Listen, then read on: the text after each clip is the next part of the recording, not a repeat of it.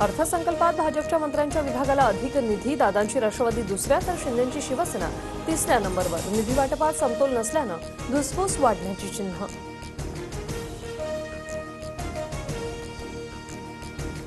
अर्थसंकल्पात एकनाथ शिंदेंनी सुरू केलेल्या योजनेत 0 रुपयांची तरतूद, आनंदाचा शिधा, वयोश्री, तीर्थदर्शन आणि शिवभोजन योजनांना निधीच नाही। शिंदेंच्या योजना बंद केल्याचा विरोधकांचा आरोप।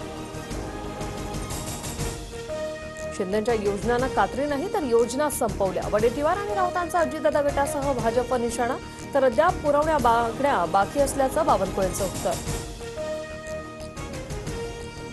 मुख्यमंत्री फडणवीसांचा मोबाईलवरून योजनांवर वॉच असणार। सीएम डॅशबोर्डचं फडणवीसांच्या हस्ते उद्घाटन, सरकारच्या विविध 26 वेबसाईटचं लोकार्पण। सर्व योजनांची कामगिरी मुख्यमंत्र्यांना थेट मोबाईलवर पाहता येणार। मला निवडणुकीत 10 ते 12 कोटी लागले। राष्ट्रवादी अजित पवार गटाचे माजलगावचे आमदार प्रकाश सोळंकेंचा जुना व्हिडिओ व्हायरल। निवडणूक खर्चाहून जास्त खर्चाची कबुली दिल्यानं सोळंके वादात।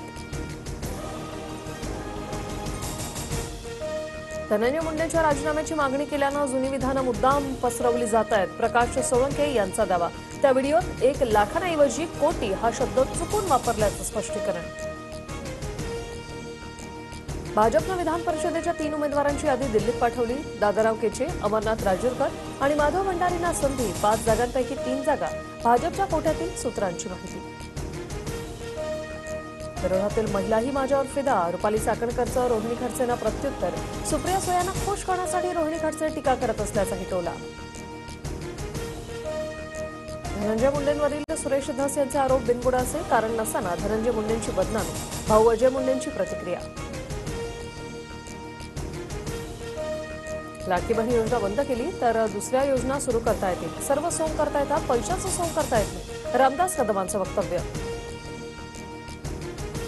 बीडनंतर लातूर शहरात गुंडांची दहशत, 5 जणांकडून एका युवकाला भर रस्त्यात अमानुष मारहाण। व्हिडिओ व्हायरल झाल्यानंतर 5ही गुंडांना अटक, पोलिसांनी आरोपींची धिंडही काढली।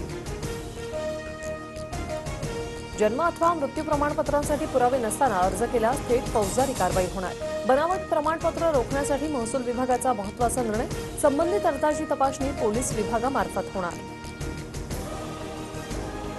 मुंबईतील आणखी एक मोठा प्रकल्प अदानींकडे, गोरेगाव पश्चिममधील मोतीलाल नगर पुनर्विकासाच्या आर्थिक निविदेत अदानी समूहाची बाजी।